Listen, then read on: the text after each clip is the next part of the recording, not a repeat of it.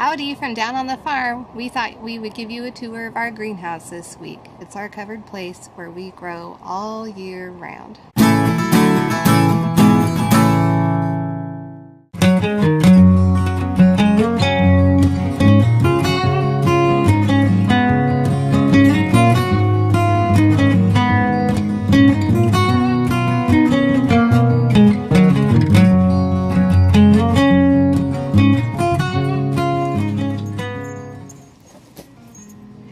This is my favorite spot. It's a little board sitting on the edge of a bed where I plant seeds and sit amongst the garden when there's a garden here. This is where the plants start and our little baby plants grow.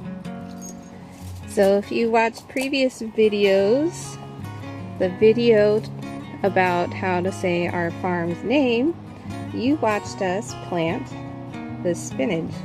So we thought we'd give you a little update. If you haven't seen that video yet, the link is going to be up above.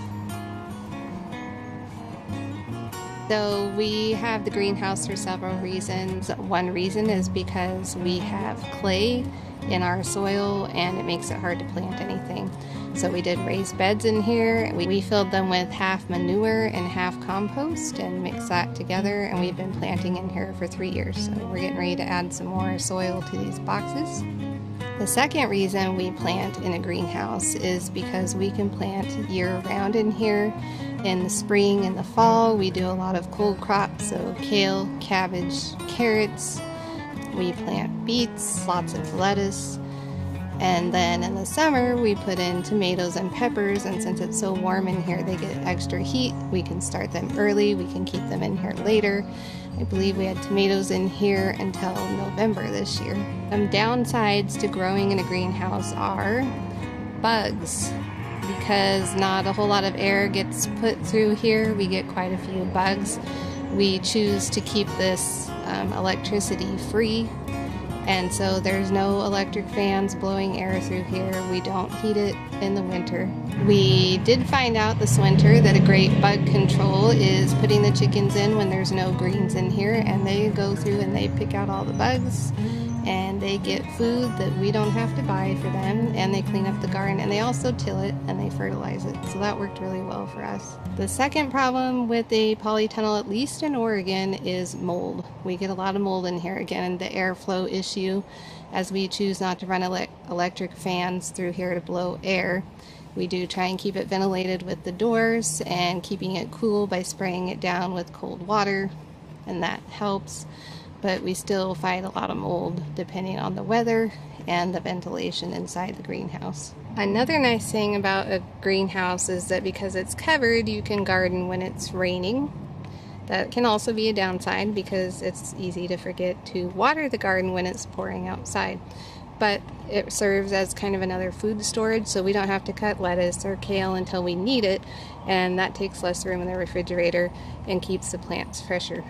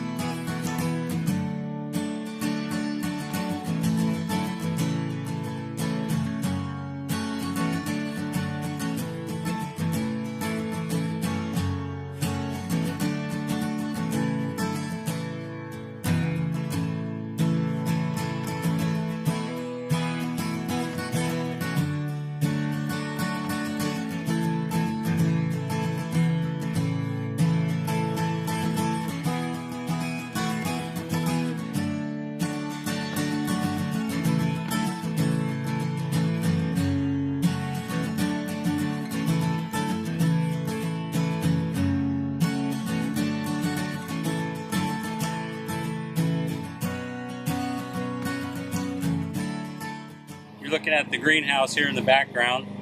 I started with this hillside. I cut into the hill up here on the hillside and took the dirt that I cut out of the hillside and moved it downhill and filled it in out there to make a flat surface. The greenhouse is 12 feet wide, so I made a surface that was about 14 to 15 feet wide. Used that to start building my greenhouse on. After I got my ground leveled out, I just put garden boxes in. I laid out some garden boxes on either side and down the middle, leaving myself an aisle on each side. We decided to use garden boxes because our soil was really bad and we didn't want to plant directly in the soil. So I left room in here between my garden beds. I left room for an aisleway, place to walk, a place to work. I assembled garden boxes, built a hoop house over the top of the garden boxes. Next thing I did after that was to put in some PVC pipe down here as holders for supports going over the top. And then I used 10-foot long sections of PVC going up and over. I joined them together up in the middle with a coupler. Another 10-foot section of PVC coming down this way and connecting down on the other side using the same sort of system. Just another piece of PVC in the ground and strapped with these straps right here to the side of the garden box.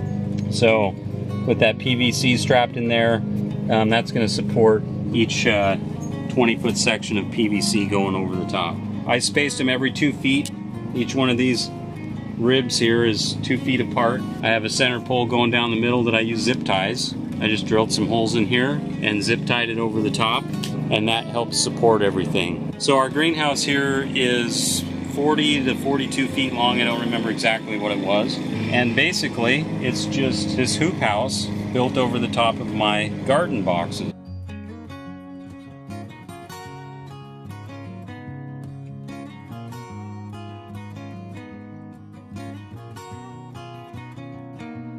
One of the things that I came up with after the fact, after in fact a season or two of using this thing, was we realized we didn't use this back door of the greenhouse very often, and we were needing a place up off the ground where we could set up seed trays. So I built a little shelf here to support some seed trays so we can do our starts and stuff in here. So after I got the hoop portion built, I built the ends.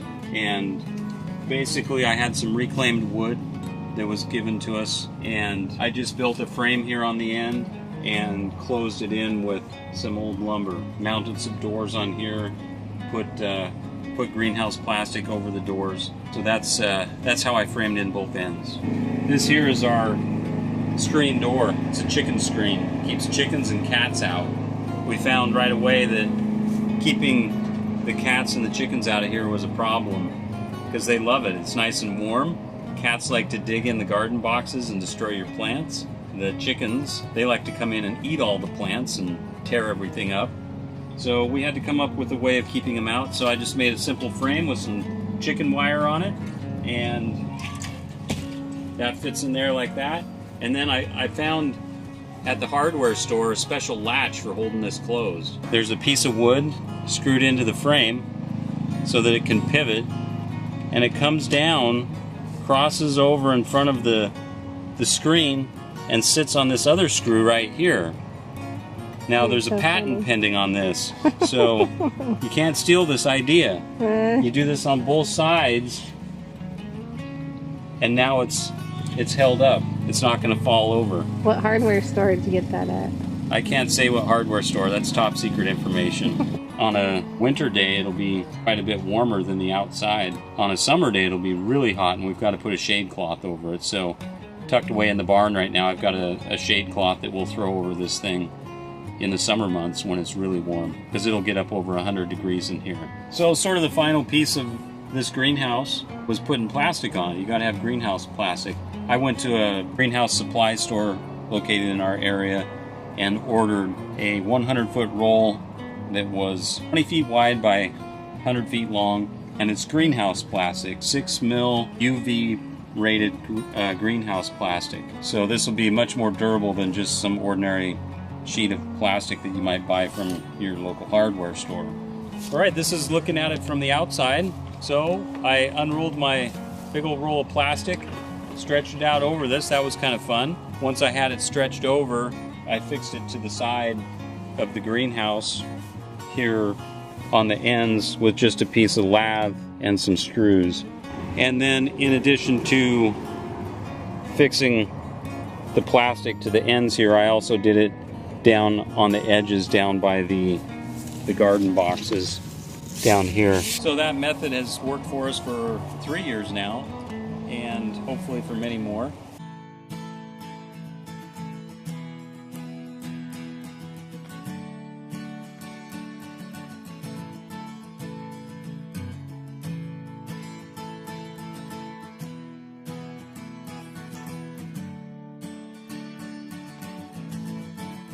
While we're out here looking at the greenhouse, I thought that I would give you a little update on our chickens. If you have been watching our videos on getting our chickens into our herb garden and our tea garden, if you haven't, the links are above, and go ahead and check those out. The chickens have tilled up their original spot.